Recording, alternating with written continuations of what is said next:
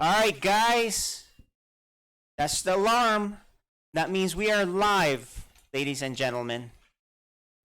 We are good to go. This is FSL.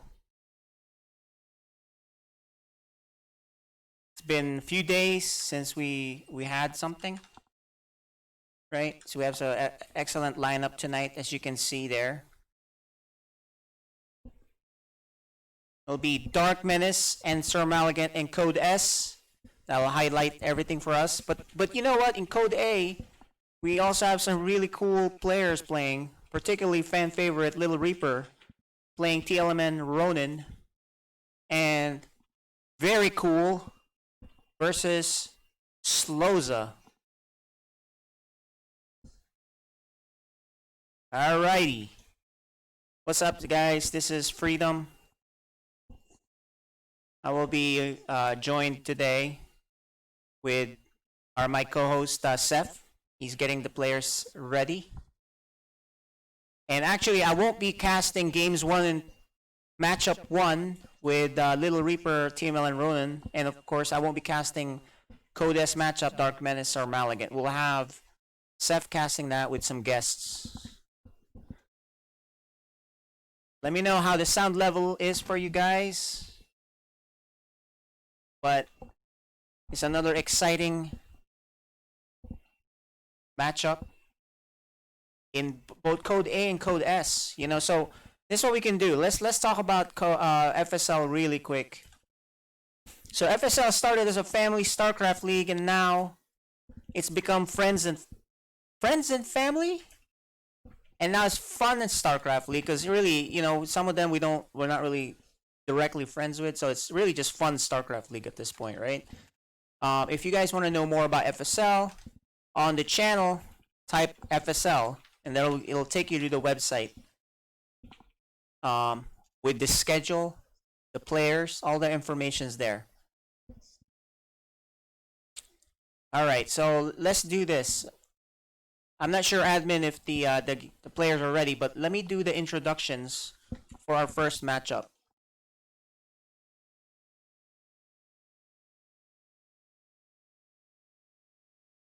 Alright, so as you heard, they're pretty much ready to go, guys. This is the first matchup.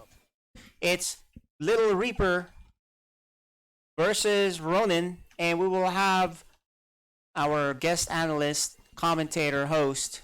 Well, he's not a guest anymore. He's been doing this since we started. And that will be DB, talking about the matchup that we have here, LittleReaper versus Ronan. So take it away, DB.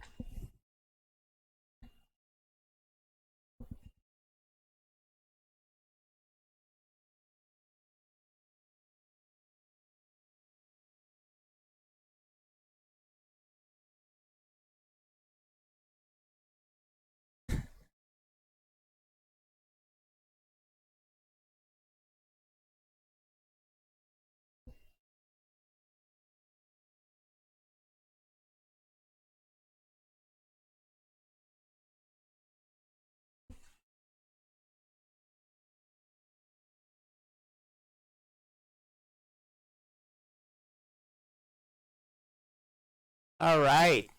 Thank you for that introduction, DB. I think I want to show. There you go. There's LittleReaper all set up. I want to show also the vetoes that they have so far. Let us load that up really quick. That way we can see what maps did they not like. It's usually the same stuff over and over that they don't like, right? Which is Golden Wall and Submarine, but it looks like it's a little different this time. Ronan vetoed Death Aura and Everdream, and LittleReaper vetoed Eternal Empire and Golden Wall. So that's LittleReaper right there. We need the camera for Ronan, hopefully. I'm not sure if we have that, Mr. Seth. Oh, his camera's broken. We're gonna have to do a fundraiser to get him all hooked up with that eventually. But yeah, I think we're ready for the matchup now, and we're ready to go.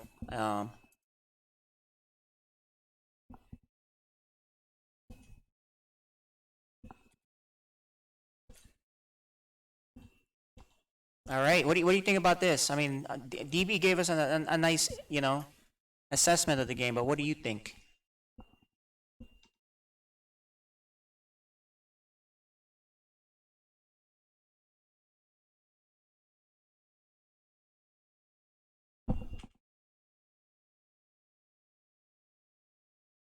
All right.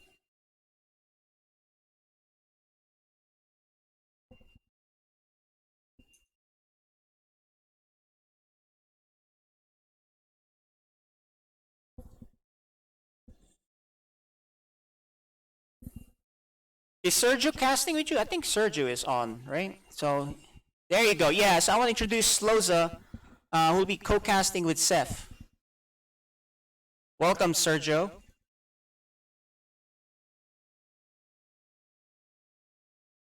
Uh,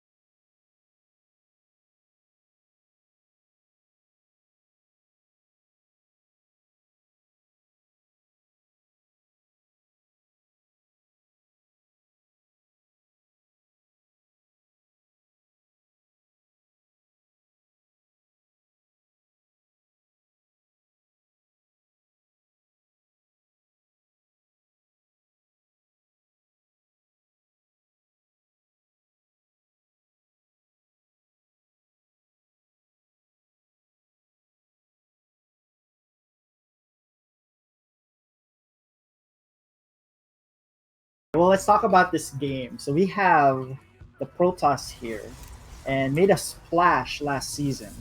Basically, he was doing a lot of very sharp builds and timings, and he was catching a lot of opponents off guard. So here it is. He's got cannon, a forge first, making a cannon, but it's a defensive cannon. What do you think about this? Oh, whenever I see Protoss making cannons, it's either a cannon rush or they're playing against Zerg. You know, this is early the defensive defense. setup, huh? Yeah, early Yeah, defenses so, start any kind of ling run bys, right? Early yeah. lings. And so we have Ronan here. He went hatch first. So this is actually good to see from Ronan because in the previous games, one of the things that he needed to fix was his economy and his balance of his economy. So I like the fact that he went hatch first and he's really droning up. And it's good the fact that the Protoss is not cannon rushing him. But having said that, here's the Protoss probe. He's looking around and seeing there is a hatch. I don't know if he's going to throw down a pylon right here, although he is throwing down some cheeses on the ground. But I'm not, I wonder if he's going to throw down a pylon. Yeah, I think he spent his minerals at home just in case. So Yeah, he's he did he's just expand doing a bit of first. scouting here, which is good. You know that. Yeah, this is good.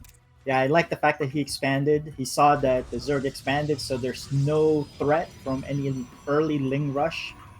And even then, he has a cannon up already. So I think this was a response to the games that he lost last season, where he got Ling rushed so many times, and because of that, I think he just threw up a cannon early. So there's even a shield battery. There is a Stargate that's almost done. So one of the scouting reports with LittleReaper here is that he likes to go carrier once he's set up. Right? He did scout the. Maybe he scouted that Roach Warren. It was close. Yeah, I think. Let me see. That could be a response to. Yeah, he did Roach. scout the Roach Warren. So yeah, that's why he probably put down the shield battery. But he made a Void first, and Voids are actually pretty good in clearing out Overlords that are scouting. But the problem is, Ronan did not send any Overlords across the map to scout. So it's good that he made a Void Ray, and he has Phoenix and a Void Ray queued up. So I wonder if he's just gonna go mass Void Rays after this. This level, we've seen a bump in the void rate speed, and it's been pretty popular for Protoss builds to include Yeah. this in the early game. Alright, so we have Ronan. He's stopped droning. This has been one of the issues he's had in previous games. But yeah, there's 3 more drones, which is good to see. He is making some roaches, and he's probably gonna supplement that with hydras pretty soon. It's almost done. There's a hydra den. If he just drones up and saturates the natural, and then just makes units from there, I think he might be in okay shape. It's good that he's researching speed, and there is a queen. One of the things about which we call Code B, which is the lower Code A division, is that they always fall behind on their macro mechanics. You know, in Zerg it would be the queens. It's good to see that he's injecting, but he didn't make a queen right away in his natural. And the Protoss, that they're not using their chronos, right? So for example, the main Nexus has 160 energy, which could be using the chrono stuff. But here it is. Here's a scout by the Phoenix, and one Void Ray behind it. I think he's just gonna put on some pressure, see what he can get done. But there are Hydras coming. Yeah, here's the Hydras. He needs to use those. It's on the rally command, so it's not. All right, there you go. I think they're gonna snipe. They're gonna get this one Void Ray in exchange for one Hydra. So I think LittleReaper just needs to back up. Yeah, that was a good poke in. I think he saw the Hydras coming out, so let's see what his response is. Yeah, so there's more Hydras. Actually, if Ronan just keeps making these Hydras and just walks across the map, he can do a lot of damage to LittleReaper. He can, but he's losing time. LittleReaper has done a great job of producing probes and getting his economy up. So yeah, the longer this goes, it kind of shifts over to LittleReaper. Yeah, you're right. The probe count is at 37, while the drone is only at 29, and he's not even producing any more drones. So, but you never know. Once you have a critical mass of Hydras, these Void Rays are not going to do much. Now, these are all unupgraded Hydras. LittleReaper is getting Zealot Charge, so he might be able to. Oh wow! There's a gateway explosion. Yeah, that's as a result of the macro and the probes, the great economy. He's able to do that. He just starts warping in a bunch of Zealots. But at the same time, Ronan does have roaches here. So as long as Ronan puts the roaches in the front lines during the battle, he might do okay in that engagement. And look at it. He's just producing units, right? He's 40 or 30, almost 40 supply ahead of just purely Roach Hydra, because he's behind in economy, behind in workers. So all of that is just fighting units. Looks like he's setting up. Yeah, I think we're gonna have a big engage, and you know what? This could be just one battle, and the game is done. Alright, so but LittleReaper is taking his third. Ronan is moving out. Right, he really needs to put the roaches in front of the hydras, because you know the hydras have a longer range, and even longer if you research the upgrade. Looks like he has no intentions of doing any upgrades right now. But that is a lot of units. It is. Right? LittleReaper does have his charge lots. He has the charge upgrade. Yeah, he does. Will But help him in you this know fight. as long the hydras are in the wrong position, however. Yeah. So the problem here is if the hydras get wiped out really quickly by the oh no, he's doing a move command. He needs to attack, and he's getting wiped out all of his units one at a time. He needs to. There's no DPS whatsoever. And now he starts attacking. Not until he lost half of his army already. That was a really bad engagement for Ronan. He had the army advantage. If he just attack moved, he would have wiped out that army, assuming the roaches got in front. But now he just threw away this entire army that he had. He's trying to switch to Spire units, but you know what? It's too late. These zealots are just going to. Yeah, that's a lot of zealots coming in. Yeah, that is a lot. But he had that. That was an engagement he should have won. But there it is.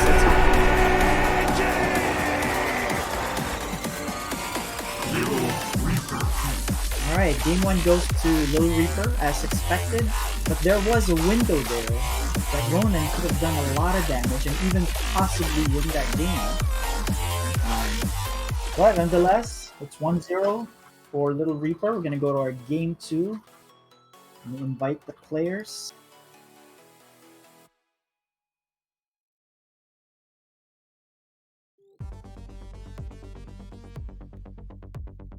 So our next map is Pillars of Gold. While I get the players in here, Sloza, what do you think about Pillars of Gold as a map? Whoa, I'm not familiar with the Pillars of Gold map. You have bad memories or good memories with it? Play. We're all on the 2v2 maps, and even then, I don't remember the maps. I recognize them once I see it. But you're right, Ronan. He did have the army to take on that fight. It's just one bad engagement, and then that can cost you the game. You know? Yeah, Quick counter by Protoss, and that was it. I guess if he had the roaches up front, right, it would have chewed through all of the zealots right away. Right. And then the hydras would have just cleared out the air army. There would have been so many things left over still. Yeah. But a lot of ifs, ands, and what ifs, and it doesn't matter. It's really the engagement and how you control your units. And LittleReaper came up on top. So we have our second game. I'm gonna make sure the players are ready.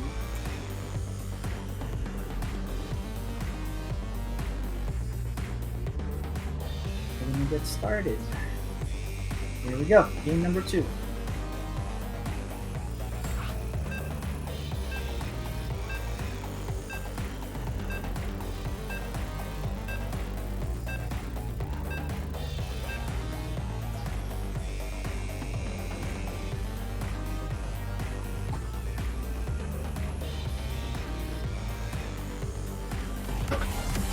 FSL Season 2 Code A.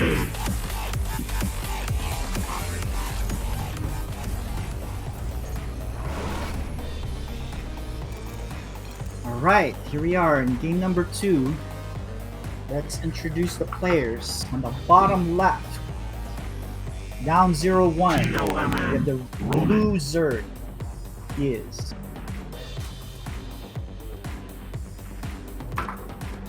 And in the top right, it's the light blue Protoss.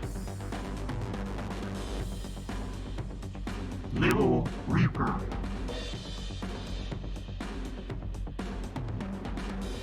Alright, so it's a typical Zerg build for Protoss here, which is in the low ground in front of your natural. But he is going to opt out for, well, actually both Gateway and Forge. This is really a defensive build. So he's not really planning on doing any cannon rushes or any cheese right now. You know, the thing To is, work for him though, the first game, right? So yeah, why not do it again? You know, get Yeah. good setup. if it ain't broke, don't fix it, right? But Right. you know, Ronan had the concept down. He had the units in. He was able to produce that many in that amount of time. You know, I think that's it's just a matter of control now, and I don't think he plays enough to be able to have that control innate with him, right? Or just subconsciously moving it without thinking about it. And so I think if he just nails that down, he would be so much better. Um, the game that Ronan did win was when he went. I believe it was against Miguela, where he went fire and a muta build, and so he just overwhelmed him with mutas. So I wonder if he's gonna do that in this game. I think he went hatch first, but waiting to see a production building. There it is. Okay. So there is, it's hatch first. It's a very late pool, however. He had the money for the longest time, but there's a gas steal by LittleReaper, and Ronan says, "No, I really need this gas." So he pulls 4 workers to deal with it. And I guess While- that depends on what you're building, right? Because normally, you know, Zerg, Yeah, they really so need that gas. if he was thinking about doing a muta build, Right. right, Okay. he's gonna need all of the gases. But here's another Stargate. So if it is a muta build, you know, Stargate's good opening, so you can produce a lot of Phoenix right away, as Phoenix are direct counters to mutas. But it is another Roach Warren, so it doesn't look like he's gonna go air. He is taking a second gas, but I'd really like him to drone up some more. There are 2 more drones, but he needs to saturate both bases. See, I think he stopped halfway of saturating his natural with last game, but here is a sneaky ninja third by LittleReaper. Maybe because, you know, he noticed in the last game that Ronan does not send out his overlord. Right? He doesn't spread his overlord around, so he's like, you know what? I can just take a forward third base, maybe set up a pylon there, and I can start my siege from there. Yeah, and that's next level play, you know, adapting to what he saw the first game, right? So this is Yeah, it's very like- smart play very by smart. LittleReaper. But I like that Ronan's getting more probes. He's gonna saturate it. Looking at unit count, they're neck to neck in terms of worker count, which is good. It's good to see. If he just controlled his units last game, he would have been in good shape. So I'm hoping in this game that he can control his units. He has one probe that is idle. I'm not sure if he's gonna notice that. Yeah, it's just sitting there. Maybe he tried to do a spray and then forgot about it. But yeah, Void Ray first for LittleReaper, and there's the Hydra Den, just like the last game. But, you know, the difference is he has more workers. Although I'd like him to saturate that some more. It's still just 6 workers. He is getting his 3rd gas. That will help out with getting his Hydras. But, you know, he just needs to keep injecting, saturate it, and just make mass units. Hydra Den is done. Let's see if he research the range this time.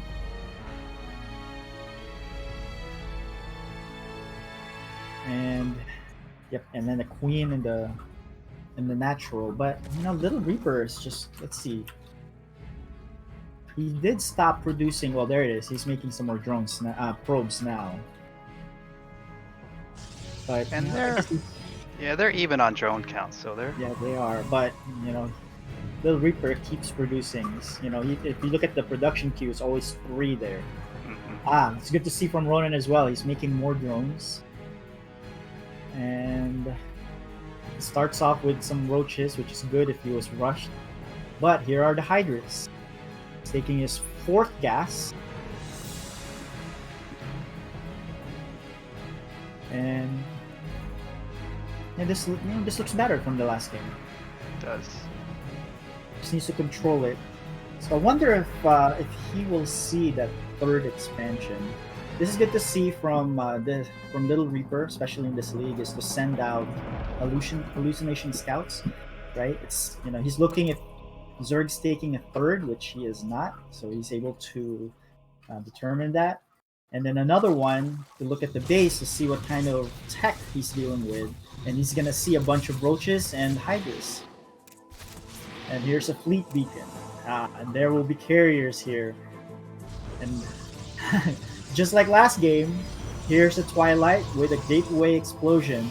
But you know what? The charge is going to be a little late though. So that's going to take a little bit of time for the Twilight to finish and then for you to research the charge. But Ronan is opening up supply, making 4 overlords, and I think after that he's going to make a bunch of hydras. This is a pretty powerful force, right? Albeit not upgraded, but this is going to be pretty powerful. As long as he does just the basic attack move, he might be okay. Yeah, there are 6 more hydras, and there's some injects, and we'll see. We'll see if it'll turn out differently in this game.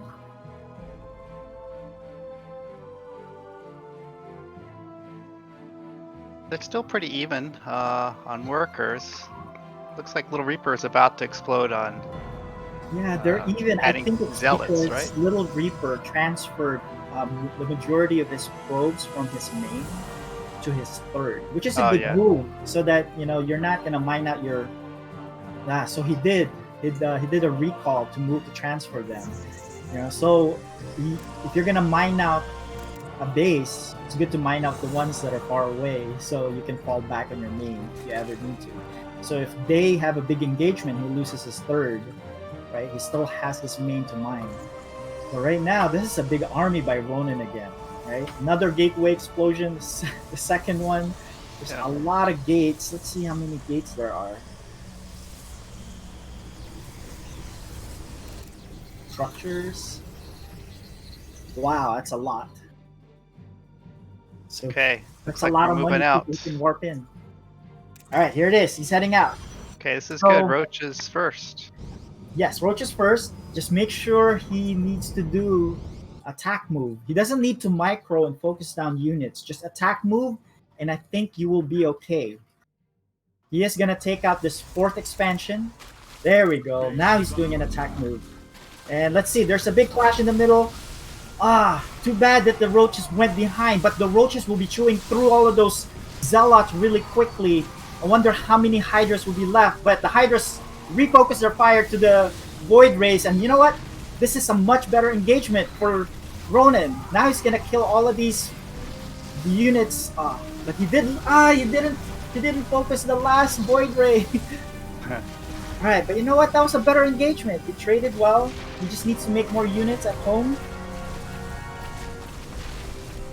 Yeah, the problem is LittleReaper's transitioning to carriers. Now, if you have a lot of hydras, they can deal well with the carriers because they shoot down. Oh, that's a lot of hydras coming, 18, because they can shoot down these interceptors rather quickly, right? Not until you start having 10, 12 carriers. If it's just a few, they will shoot down those interceptors pretty fast. All right, here we go. There's gonna be a skirmish in the middle of the map, but no, LittleReaper's gonna back off a little bit, regroup his units. These charge slots are gonna do work on these hydras though, but he is gonna back off. More hydras are gonna be coming. You know what? I think this charge slot might win. No, he's still moving. You need to do attack. Attack move. He's gonna lose. He lost half or a third of his hydras before the battle even started, and I think I think we're gonna have to coach him a little after this game that he needs to not do move commands, especially if you're not following your armies. But just like the first game, he lost a lot of his army just because of that, and looks like it's gonna be GG. And I think the first attack he had good composition with the roaches leading and chewing up. But Yeah. the second one you could see Yeah, the with problem in just the the first hydras. attack was that he didn't focus down the void rays. So even though he cleared out the ground units, even if he did, the void rays will just kill the rest of the roaches. But that was a better game.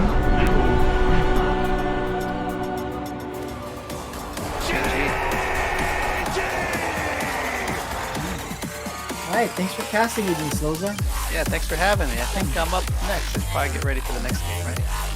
Yes, I think you are gonna get ready, and you have the link for our VPOD. Yes. Let me get there. Here, let me send it to you. All right, let's see if we can do an interview while we wait. Actually, let's wait for my co-host Seth to get set up. He's also our admin guy, so hang tight. All right, that was a good game. Congratulations. Oh, let me unmute them. Of course, they won't hear me.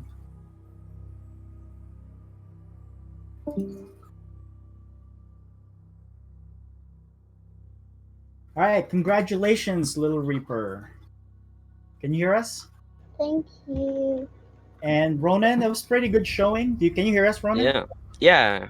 All right, so before we talk to LittleReaper, I just want to mention to Ronan, you had a really good composition there. I think it was just a matter of move command as opposed to doing. Yeah. I had all my after the first match, like all of my friends were all messaging me like in all caps, you would have won if you like A moved or something. And I mean, I'll take that as a Yeah, win so those itself. are And, lessons learned, things that yeah. you can work on to the next game. But good job, and I think that I like that the change of pace from your previous games where you went Lings and Mutas, but this time Roach Hydra. So that was cool. Mhm. All right, congratulations, LittleReaper, on your game. I Thank do have a question.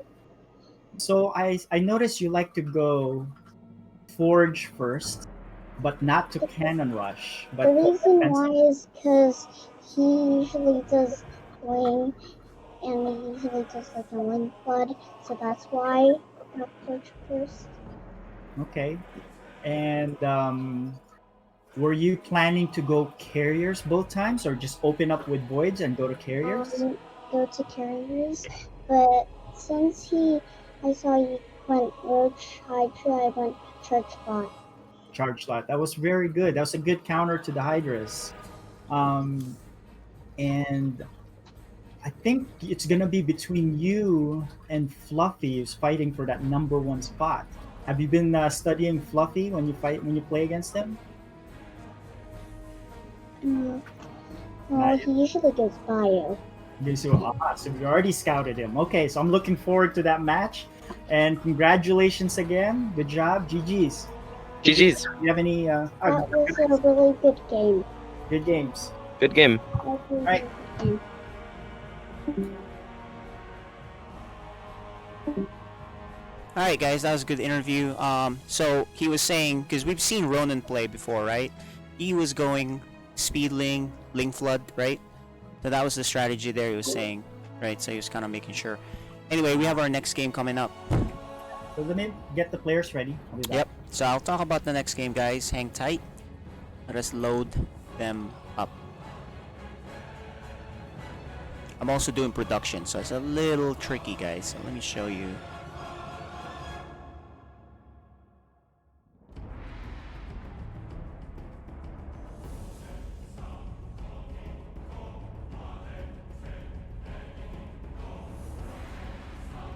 And you can tell the music is from Warcraft, by the way. So we move on to the next match. It's also Code A. Let's scroll that right here with our excellent production setup. There you go, guys. VeryCool versus Sloza. And with the introduction on this, we are going to show, or we're going to play DB's assessment. So, DB, take it away. Our second Code A matchup today features VeryCool versus Sloza. Let's take a look at our players. VeryCool will be playing Protoss today. He's from the Silver League with an MMR of 2,576. Only 13 years old. He's a rookie this season. He has macro down, and his favorite StarCraft 2 player is Raynor. He will be going up against Mr. Sloza, our Terran player, in the Gold League with an MMR of 2,700. His favorite StarCraft 2 players are Ruff, Jim, Rs, and G, and Special, and he likes to do Thor drops and produce BCs. What makes this match interesting today, Sloza, our Terran player, is coming in with an 0-1 record. His only loss, though, is to Regret, our champion from last year. And he did win one game against Regret. So he might be sitting low as far as standings go, but he's only played one game, and he still has that one victory against the champion from last year. So don't let that position fool you. I believe the pressure is on VeryCool. VeryCool has a 1-1 record. He won one game, lost another one, and he is actually, in my opinion, up against Sloza, which is a little bit tougher for him, I think. And this is going to be a really good battle to see how this how they match up tonight. And I wish I knew more details about it, but I will say that I think it's going to be a really good match, just judging by the positions they're in. So good luck, gentlemen. See you on the other side. All right, thank you, DB, for that assessment preview on VeryCool versus Sloza. It looks like you guys see the map picks, right? The vetoes. Nothing too weird there, as the normal Golden Wall and Submarine. But we are ready to go. Actually, this time I'll be casting this with Seth. Yep. Waiting for the players to join our lobby, and then we can get started. All right.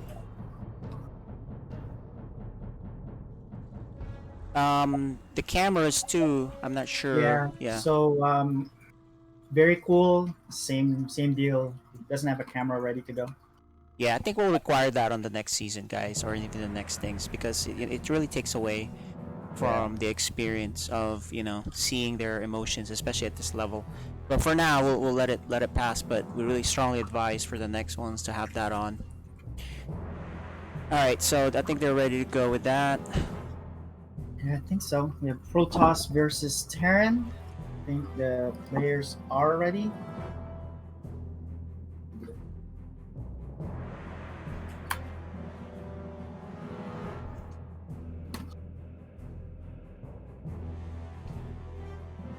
Just waiting for. Oh, there we go. All right, we got the ready. I have no idea who's gonna win this one. Actually, one is very solid, safe play. The other one tries really odd builds, right? So. Yeah, well, whenever you don't know who's going to win, those are the best games, because then you know it's an open game. I guess you're right.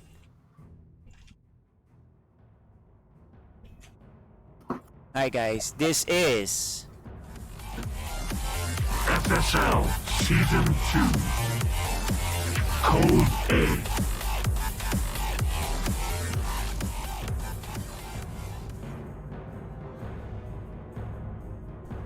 and our observer is Neutrophil.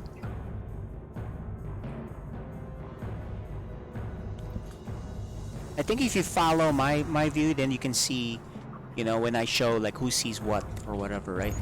Because I'm following Neutrophil anyway, so I think it should be okay. So if you want to do it that way, that's good too. Okay, well, let's get going. Let me introduce the player on the top left. We have the blue Terran. He is Sloza.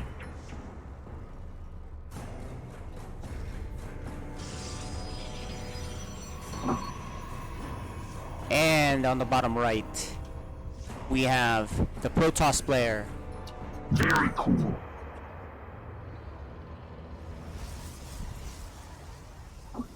Yeah, I really don't know who's favored or who's going to win this, but that's a good thing. But scouting report wise, right? VeryCool is a very good macro player. He's in his previous games, he would get up to 4 or 5 bases with lots of gateways and good production. So that's good to see. And on the flip side, we have Sloza. He has some really good sharp builds that he practices. So let's see who comes out ahead, with these two engagements. Yeah. So Sloza likes to do odd builds. If he sees something cool on GSL, he's gonna try it out, right? He plays a lot of team games, and so the thing is with the teammates he plays with complain about him. It's like, oh, there's Sloza, he's gonna do something weird again. Watch out for him. So on one-on-one games, he has more freedom to do that Yeah. because he doesn't have the teammates saying, hey, you need to go this, you need to go that. So we'll see what he does here. Looks like it's a Reaper expand, but VeryCool steals the gas. It kind of doesn't look like Sloza had plans on doing some tech builds, because otherwise he wouldn't have expanded right away. So the gas steal might be inconsequential. Yeah, typically it's not gonna be a big deal for Terran, right? But Yeah. with Sloza, I actually like doing this against him because then it limits his choices of whatever cheese he plans on doing, right? Yeah. So, but typically when you cheese, right? I know when I cheese, and I have a build in mind, and I'm gonna need those gases. And if Exactly. and if they steal my gases, if I'm doing a cheese too, I'm not doing a Reaper expand right away, because I'm probably putting down some production facilities that I need on a specific timing. But the fact that he went, CC right away, so I'm not sure if he was doing any specific sharp timing in this one. Yeah, But yeah, that's true. He's not even bothering with that yeah, gas. because he could take his gas on the natural, because the CC will finish relatively fast since he started it early. VeryCool does have his expansion coming up, although much later than Sloza's. Yeah, this is almost a standard game actually. Yeah, So feels like I'm watching a GSL. When I wake up in the morning watching the VODs. This is like the yeah, build. GSL about like 1/10 the speed or whatever, but yeah, it's definitely very standard like GSL, right? On most games anyway. And here's a Robo. This is pretty standard. They're spending their money. Wow, look at this. What I don't like here is this gas can see the tech structures. Yes. So I would have built that a little further out. Yeah, I would have built it outside the vision. There's some scouting. He does save this Reaper, so that's a very good scout. Sometimes Terrans like to just sack the Reaper to get all the vision, but I don't know if he saw much. Let me see what he saw. Yeah, he saw the starport and Okay, so he did. so he knows. He pretty much knows what's going on, right? So But if you looks see like that, Yeah, looks like he's gonna do Widowmine dropped. But VeryCool already is making. he has an already making observer. a turn. Yeah, and with this Reaper, he actually doesn't get to scout that Robo in the back. You can see Yeah. Twilight coming down. Yeah, he does have a shield battery in each mineral line, but that's not gonna help you if the Widow Mines get planted right on. Yeah, them. Widow Mine here with 3 mines. I mean, dropship with 3 mines. So So let's Medevac. see VeryCool's defense. This is actually I like to see this in this level, see where they are in terms of unit micro and yeah, how to handle these shenanigans. the Hallucinate Phoenix is gonna miss it, of course, because Yeah. dropship Medevac went the wrong way, or wait, the right way. All right, here's the Medevac. He's kind of just chilling there. I think he's gonna wait for the right moment, or the Reaper's waiting for the army to move out, maybe. Yeah, I think that you do this as Terran, where you want to time the drop, where you're doing something else somewhere, where you take the Protoss attention away. Or So he might be waiting for the Liberator. Ah, there is. There's his Q with the he's Reaper here's right there. the drop. The drop's coming The now. drop. He boosts in, and VeryCool is not pulling his probes, and I think he's gonna lose about 8 to 9 here. Oh, 10. Whoa. Oh, ouch. And saves all the mines. That is Saved all the huge. mine. Yeah, Yikes. that was painful. It happened to me earlier today when I played, and I was like, okay, I'm ready to give up. And to follow that up, here's a Liberator flying across the map. He's gonna try to approach in the south side here, and I think by that time the mines will be ready to go again. So This Yep. is gonna be frustrating. A very good strategy by Sergio Sloza. He's waiting this time. He's VeryCool's looking for that. Oh, and look at this. He has a big force up front that he's gonna go attack. So it's three-prong attack. This is a pretty good timing that he has set up. He Yep. knows to do the initial harass, Here's the drop. and here's the drop. And he needs to pull those probes, and there's the pull. Let's see, he's gonna kill one worker, but he's gonna lose. He did get Just two Yeah, two just workers two, and a and- stalker. a stalker, yeah. But here's the the Liberator. liberator. There's another harass, but the main force is the biggest problem here because that's a big force, and even without the harass there, I don't. Oh, and a I need to Liberator back too. up here, and I think with the liberator, and he scans for the observer. He backs up for a bit, but 23 although there workers is no killed. medevacs here. Oh, there's one medevac. So it's 23 healing- workers killed, and then he killed the observer too. Which I guess he doesn't have mind drop, mind borrow, cloak, whatever that thing is that automatically comes with the armory because it doesn't have one. But Yeah, I don't think he needs it because these tanks and the Marines are just going to leapfrog with the Liberator, and I think, with the losses that VeryCool's already sustained, I think this is going to be GG. yeah, this is some really sharp timing here for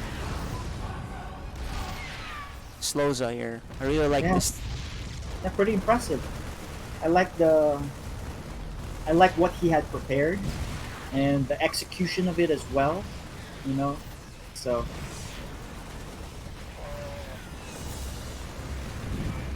I think this should be it.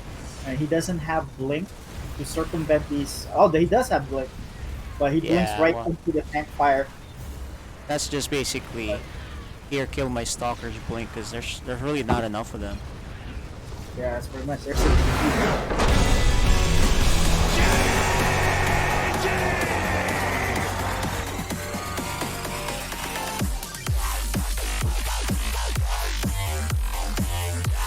Sloza.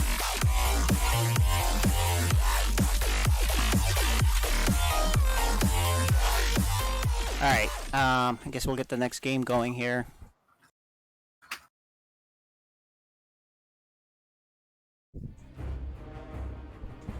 Alright, so this one is now Sloza's map pick. Sloza's map pick. Okay.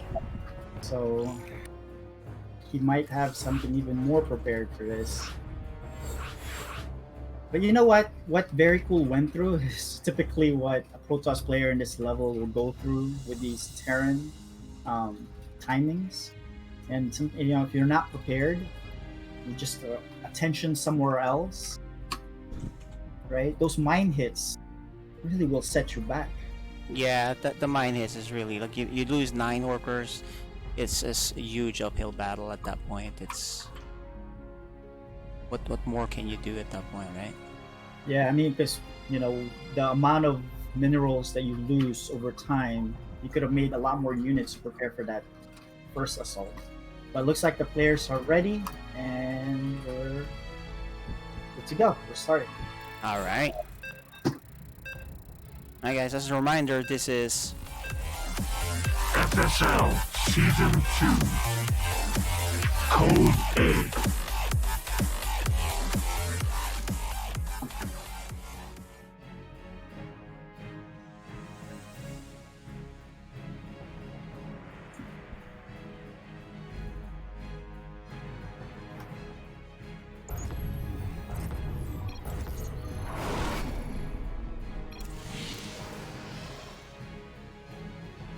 All right, second game. Let's introduce the players. On the top right, we have the red Protoss. He is VeryCool.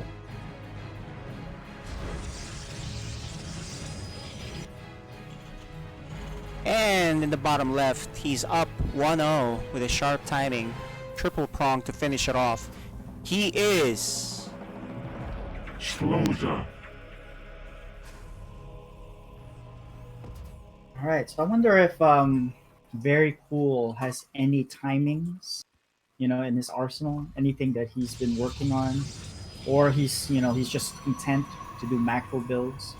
Yeah, it doesn't seem like the type to do timing type plays, right? He just kind of absorbs macros. Gas right away. That's a very Oh, early.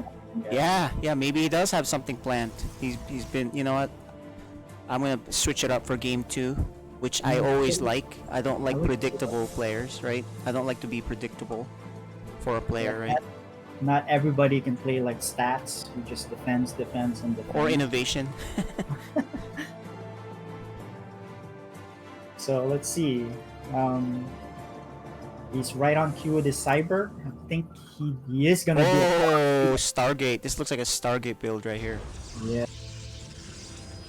He plants down his pylon and sends the scout to make sure.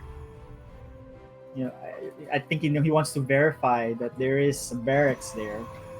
But yeah, he's gonna go in and he's gonna see it's an Reaper X expand. So this is really good. But for look him. at this, dude. Look at this. Oh, he's gonna scout it. It's not gonna work for Mr. VeryCool because this is a veteran player. The veteran player knows. The problem with VeryCool is he gets caught too. Problem is, if you're proxying like that, I would have pushed that pylon further bottom left behind the minerals. Yeah, right here in the back, correct. Yeah, because usually when they scout, they just do this Q scout, and whoa, what is this? what is this? Oh, I think he misclicked. He's sending it all. What? This is I have no idea. You know what? I'd like to He explain, somehow grabbed. I think he went with the Reaper and he totally screwed this up. He's like, oh no. Yeah, we're gonna have to ask him about this later. That's really huge, right? So Yeah, that's now he's behind because I mean that's a huge blunder. there is a DT now. I wonder if Sloza Look at this trap. clicked on that because that might look like a pylon initially. Yeah, no But, expansion I think he's a either. veteran. I think he's a veteran. He would know that is a DT shrine. VeryCool is chronoing his stalker out to deal with this DT. Reaper, yep. I mean Reaper. I'm sorry.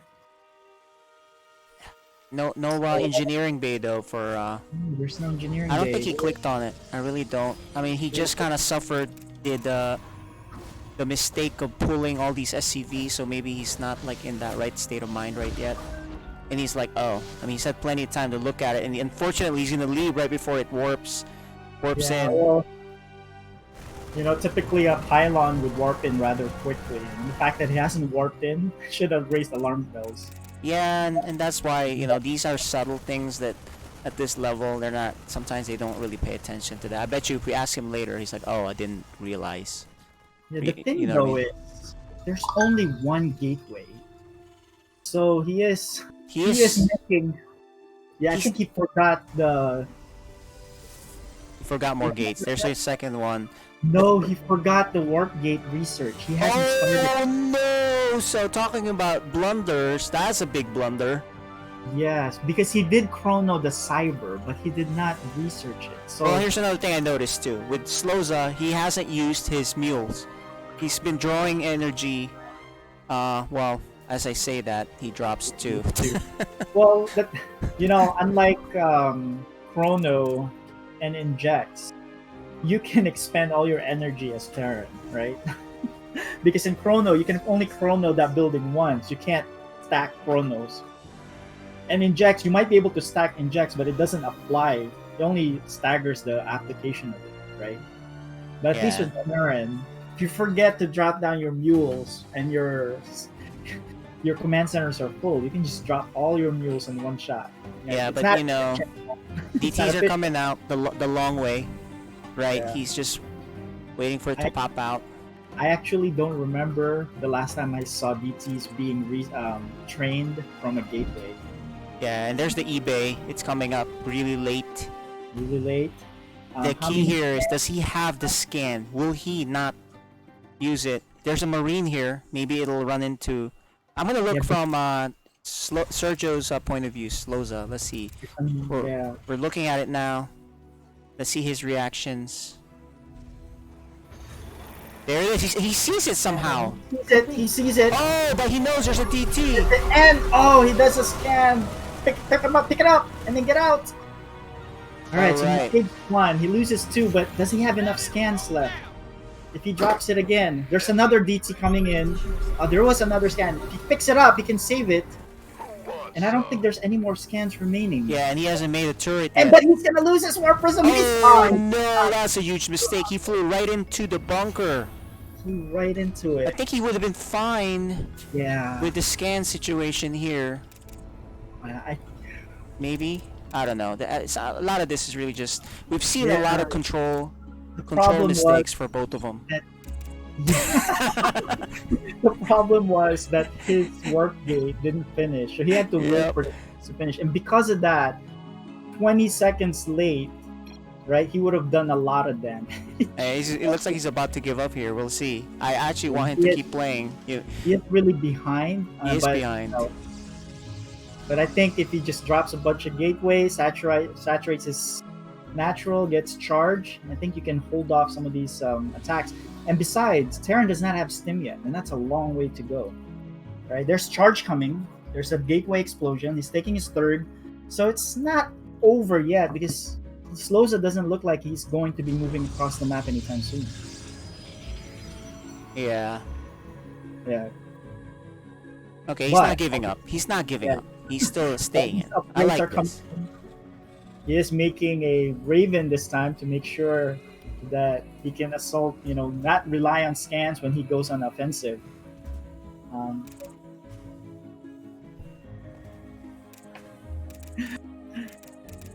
right, so where are we? So we still have two base Terran. I don't think there's a third CC being made in the main base. So this is not over yet. Charge is about to be finished, and he's warping in a bunch of Zealots. +1 is coming in. There are... Is that a... No, there's just Widow Mines waddling across the map. And there is... he's scouting with his Hallucination Phoenix, but he does go back. I think he caught a whiff of it. You know what? Yeah, he can clear these very easily without losing anything. Just don't send your Zealots. No, don't. Oh, okay, he unburrows just in time. Oh, man. He could have gotten one Zealot. Yeah, he unburrowed just before he could have killed one, at least. Yeah, but you know what? VeryCool is in that... he's behind in workers, but... all it takes is one good... engagement, and maybe a prism drop in the back. Yeah. Alright, so I think Sloza is preparing. He is sending a group of Marines and a medevac to go see if he can do some damage or poke around. But Blink is being researched. +1 is almost done in 10 seconds, and he is, making a lot of probes, which is good. It's good to see. So this is not over yet. Right? Yeah. Sloza playing, slower than he should. I think he had a lot of advantage earlier, but you know what? I don't blame him. And here's the thing too, at some levels, you can actually come back because it's all about compounding mistakes, right? It's less likely you can come back the higher league you go up, right? But, there's still good hope here, I think. Alright, 2 DTs are being warped in. Might be for Archons, but could be here it is. Part of his attacking units. Here's a drop by Sloza. It's right behind the mineral line, and he's VeryCool is out of position. He is not pulling his probes, however, and he's gonna get 7. Oh, he got distracted by the one Marine here, and then he realizes, oh no, the real attack is in the back. Alright, he is warping a bunch of stalkers there. There is a shield battery that can deal with this. If he blinks in, he can catch that, but he doesn't have blink yet. It is about 20 seconds away. Oh man, he lost 15 workers. Alright. He's almost doubled up in the worker count. With mules. So... Yeah, so Blink is done. Sloza has a bunch of upgrades queued up. He's taking his 4th though, VeryCool. So, with 4 Nexus, he can, catch up with the worker count, but he is 30 workers behind. That's really massive. And add mules to that. Sloza is way ahead. But you Yeah. know what? If he just, if you make Storm, like he hasn't even put down his Templar Archives. Yeah, he's just having a bad game. He's obviously a much better player than this. We've seen him play solidly. So, he even says himself he forgot how to play this game. I've had games where I forgot the warp gate, and then I'm frantically chrono boosting it.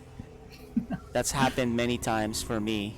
If Chrono Boost can only stack, there is a Fusion Core in production queue for Sloza. Wonder if he's, gonna use it for Liberator range or BCs. And yeah, Oh, I think he There's a F2'd robo there. there. You see that? He F2'd so that his hallucinated Phoenix, went to his main Came back, army. yeah. Yeah, so he kind of just didn't get There's anything from that. Robo Bay. I wonder if he's gonna use that for Colossus. Although I think Sloza's gonna be researching Liberator range. Here So here's the thing. If their armies collide right now, no siege tanks sieged, the Protoss army will actually wreck it. Yeah, with those Zealots, and as long as they have good surrounds and it's Yep. not in a choke point, Yep. I think it will be okay. But It's all about micro at that point, I Yeah. guess. But then That's- there's the Liberator. If it's siege, the tanks are siege. He's microing and stimming back. Lots of things. yeah, and the approach that Sloza is taking is very good. He's This going the way, other way. a lower rate of being surrounded, right? And he can cancel. He can snipe it. Ooh, here it is. Here's the But big engagement. here we go. Let's see the engagement. Let's see if he blinks ahead. The stalkers. The stalkers are right behind, but blocking the zealots. And I think that was a bad move in terms of blinking the stalkers ahead of the zealots, because all of the zealots were behind. Oh, This but- warfare. oh, never mind. I was A gonna lot of say. B2s, but you know what? There's a critical mass of Marines with the Raven there as well. I think that's it. He could have had a better engagement had the stalkers been behind. But, he's behind already.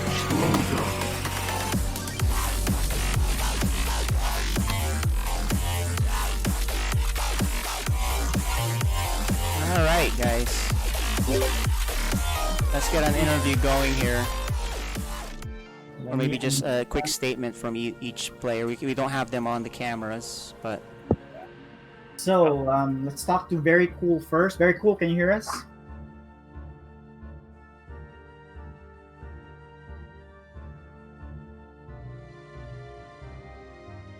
All right. So I'm not sure if VeryCool can hear us, but we can. Oh, I can't talk. Okay, so I think he's gonna be unable to do an interview. yeah. So, but let's good talk game, to very cool. All right, let's talk to Sloza. let's talk to Congratulations. the winner. Hey, thanks guys. It's fun. Camera went out, huh? Did it? No, I think we still see him. Let me see. Okay, there you go. We got you. All right. Oh, Cool. my bad. I didn't know it was out. All right. Cool. So, what happened with the SCV in game 2? The SCV pool. I went to scout and I think I group clicked all of them instead of just one. And then when I looked down, I was like, "Where did my SCVs go?" I thought it was the new build of Reaper with Pull the Boys. Yeah, we thought it was some weird build, but Oh no, that's just a weird misclick. misclick. Yeah, when I did that, I was like, "Oh man, I was doing so good," but I couldn't make up my mind on the second one. It's when I saw the robo, I'm like, "All right, he's going for a drop," so I had to adjust a little bit. But that just threw everything I was gonna do out the window. yeah, but you won 2-0. Very good Yeah, it was performance. a very good. I like the first game. It was a pretty impressive plan. Did you have it mapped out on how you were gonna approach the first game, where I you're did. gonna drop mines, and then right after the mines would be a Liberator harass, and then the main force comes in? Well, they're supposed to kind of hit at the same time. The Widow Mines was to kind of distract him, to kind of break up his forces a little bit, and then the Liberator and the main force were supposed to hit at the same time, and then another mine drop. So that was the plan. So it was kind of like that, but it was more Liberator drop, escape, or I'm sorry, mine drop, escape, mine drop, escape. So that's kind of how it went. But they're supposed to hit all three at the same time. But I had that mapped out from the beginning. Yeah, so you didn't see, by the way, in game 2, you went around with the Reaper, the Dark Shrine was morphing there, and you saw that many times. Did you just think that was a pylon, or you knew it was there and you weren't worried about it? No, I knew it was there. Oh, Yeah. yeah, because we didn't see you make an engineering bay, you were muling, so I was like, oh, is he even going to have scans? You didn't seem worried about it at all.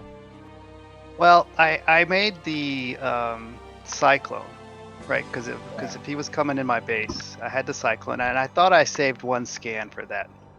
Yes. I think the So problem was that if VeryCool didn't miss his warp rate research, the DT would have come in about 30 seconds earlier.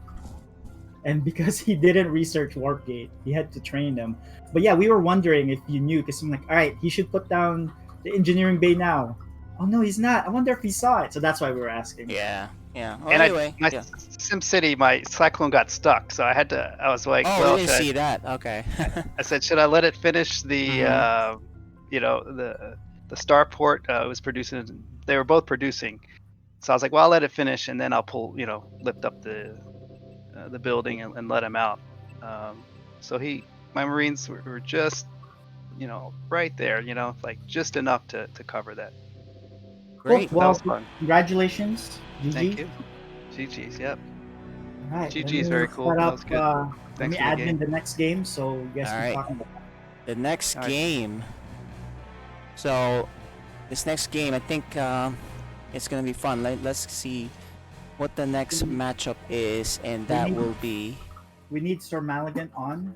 Yeah, Sir Maligan, we need you on. We are waiting on you. That is the Code S matchup that we're waiting for. Right there on the screen. So maybe we can take a break and run your ad. Otherwise, the ads will play in between the games. Yeah, I don't have that broadcasting thing where I run ads actually. So we'll just hang out here for a little bit, guys, while we get this set up. So we'll be right back for more action.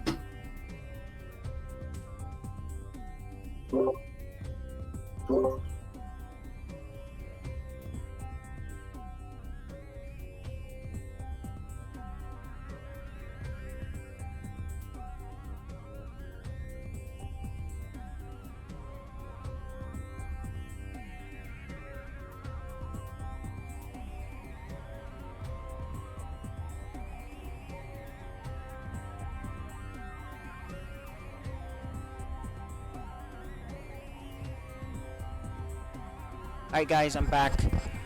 Let's talk about this next matchup here. So we have DB is going to be speaking about our Code S matchup. Sir Malignant versus Dark Menace. Well, my friends, this is our Code S matchup, and let me just tell you, this one is exciting. We are featuring Dark Menace versus Sir Malignant. These two have met before, and KJ, correct me if I'm wrong, but they faced each other in the for the second place position for the Code S last year. Correct. Or last season, and Sir Malignant edged him out and left Dark Menace in third place, and Sir Malignant ended in second place for our Code S last season. So now they face each other in a very interesting league, Code S league here.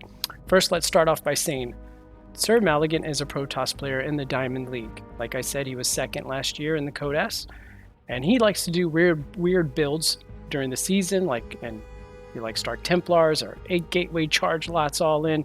This guy is unbelievable. I've seen him play, I've heard him cast, and I know he's a force to be reckoned with. On the other side, we have Dark Menace, who is ready to get him back from last season. And he is only 12 years old, but let me tell you, he is amazing. His favorite StarCraft 2 players are Cyril and Maru. He's in the Diamond League, and he's got a 3,549 MMR. They are in, respectively, Dark Menace in third place right now, and Sir Malignant is in first place right now. That's interesting because only thanks to Seth beating Neutrophil last week, it allowed Sir Malignant to move up to first place. So this has become quite an exciting Code S, and it's really up in the air right now as far as who could take this. Everyone's almost in contention here, so this has become an exciting part of our family friend StarCraft League this year to watch this Code S unravel, I should say. So good luck to both of you guys, and I am truly excited to see how these games turn out. I think it's going to go 3 games. We shall see. On that note, good luck, gentlemen, and have fun.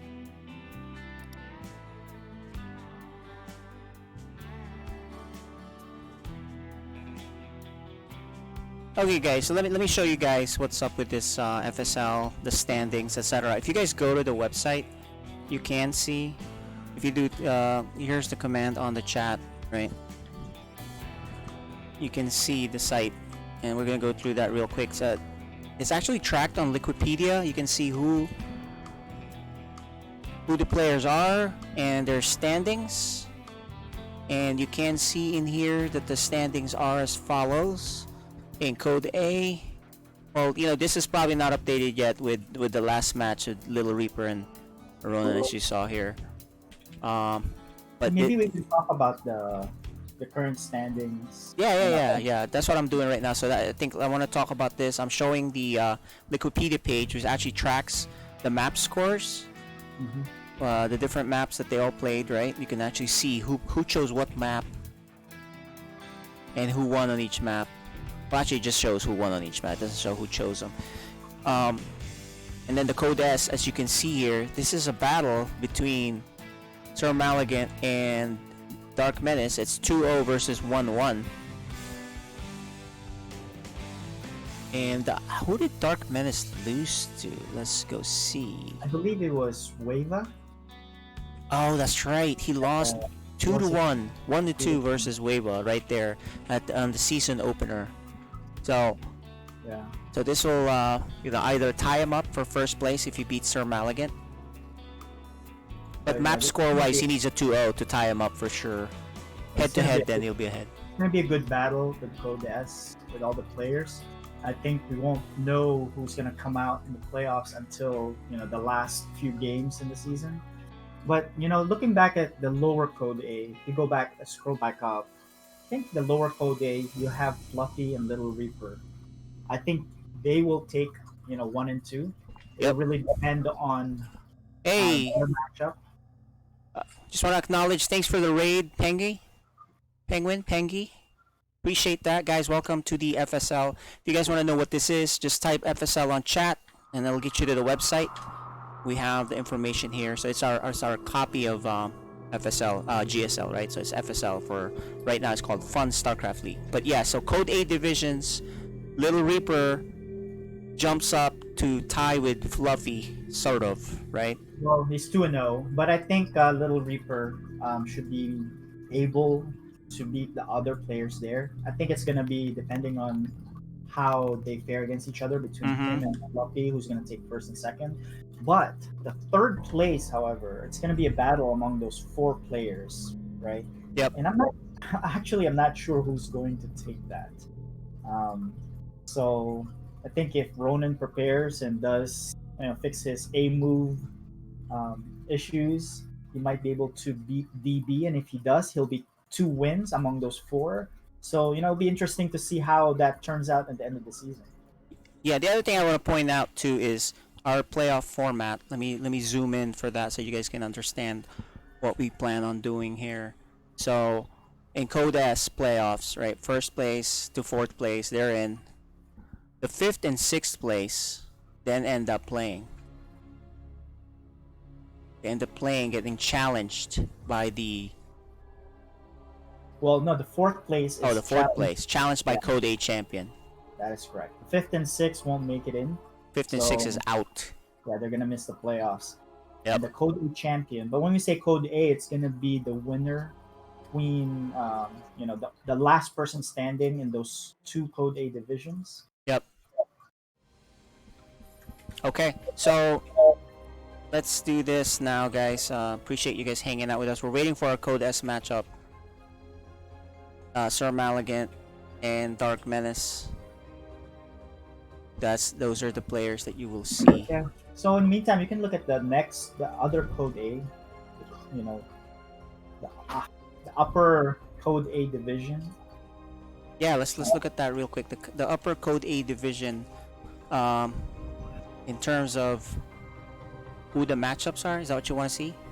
Well, yeah. So if you look at the Wikipedia, Yep. the current standings, Okay, I think Regret is running away with his division. I think he belongs in the Code S now. So the next season, Well, if he wins, he probably needs to be moved up. So we need to boot him out. I think he's just not playing his matchups enough for him to move up to Diamond. mhm. He doesn't want to move up, but I don't think he belongs here. So if you look at the 2nd and 3rd positions, it's going to be a battle between Spaghettio, VeryCool, Archaic. But with Sloza winning tonight, I think this is going to be a good 4-way battle, looking for that top 2, the next 2 spots. Now I'd like to see AXD really turn it up, his last 2 games. So that will be interesting. Yep. So hang tight, guys. We're waiting for the last matchup of tonight. It's our Code S matchup. Sir Maligant and Dark Menace. Maybe he's having technical difficulties. Do you know what's up? I'm not sure. We've messaged him in different channels, so I haven't heard. He did say he was jumping on, but Oh, yeah. Okay. I didn't think it was gonna be this late. Actually, let's get on. Let's see if DB can hop on too, really quick.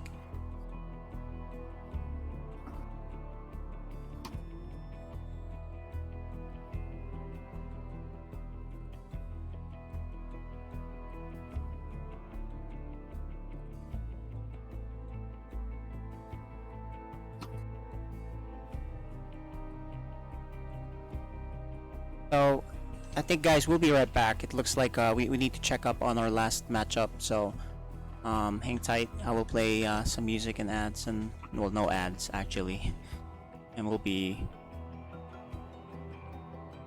back.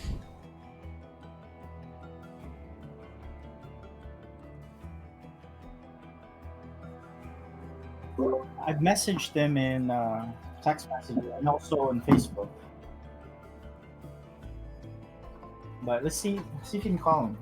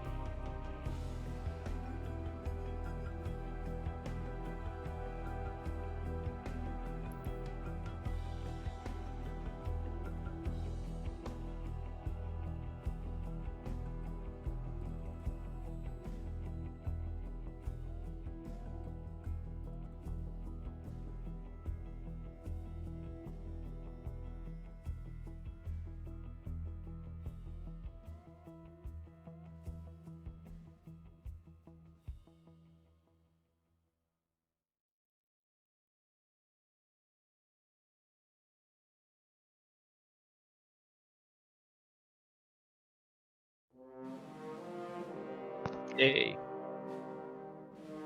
I'm here. All right, let me log into StarCraft. All right, you need to do your vetoes. You need the link. Oh yeah, please. Yep.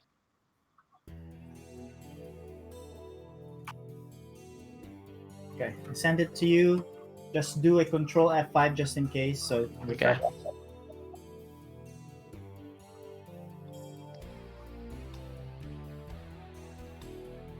All right, first veto.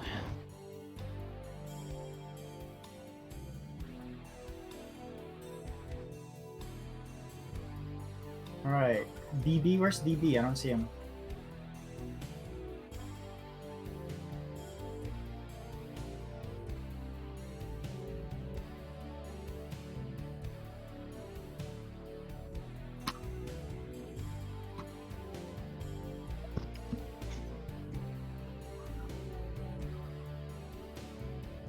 All right. I'm Mine good. too. Or let me drag. Hold on. All right, Sean, your camera on. What's up, Sean? Alright guys, we're back. We've got the players here finally. We may have a guest caster with Seth here coming up, and we're trying to get DB on. We'll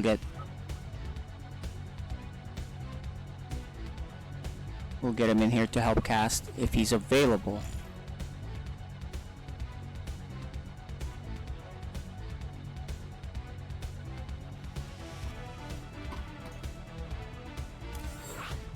Alright, so I think I think I already played.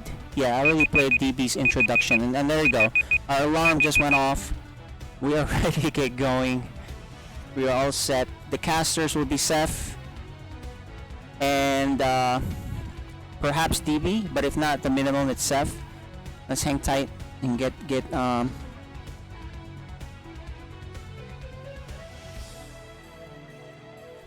Sloza if you want to help cast too. Sloza, if you want to help cast, feel free. Otherwise, we'll have DB.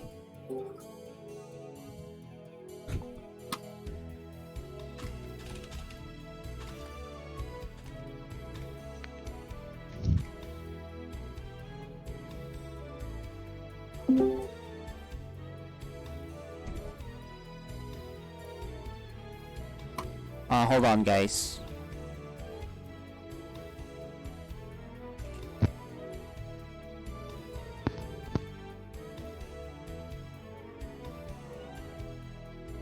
Now, hopefully these guys are ready. Are you guys logged on? Okay, you're logged on. So Malaga, you need to make your map pick. Yeah, do the. I'll show the vetoes while we're waiting, guys. Alright, I thought I did already. Hold on. Select your first map. Oh, okay, first map. Got a little bit of hiccups here with these guys. I think There. they were. Let me show the map, the vetoes. Right now. There you go. You guys can see that. It's Malagant and Dark Menace on the. So is On there. Sloza casting or is DB casting? If we don't get DB in here soon enough, oh there he is. He's here. All right, DB. Invite him into. I mean, you three can be there. It doesn't matter. Hey, what's up, guys? Okay, What's so up, DB? DB's on.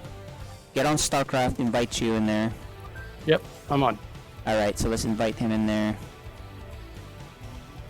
All right, guys. I think we're ready to go. Great. I'll let you guys cast this. I'm gonna stay in the background. Okay, let me deafen the players.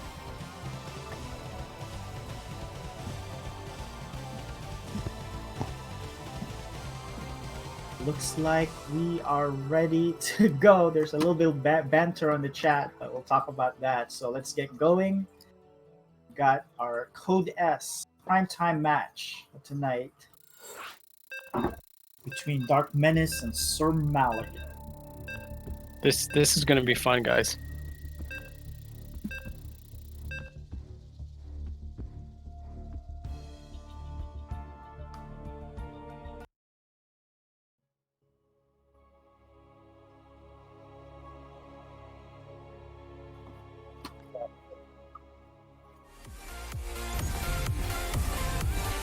FSL Season 2 Code S.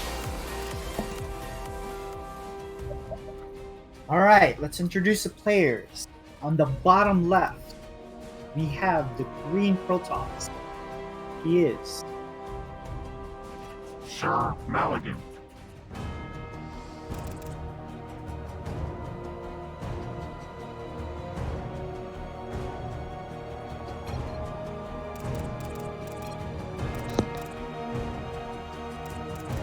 All right. Would you like to top introduce the right, top right? we have Dark Menace. Dark Menace.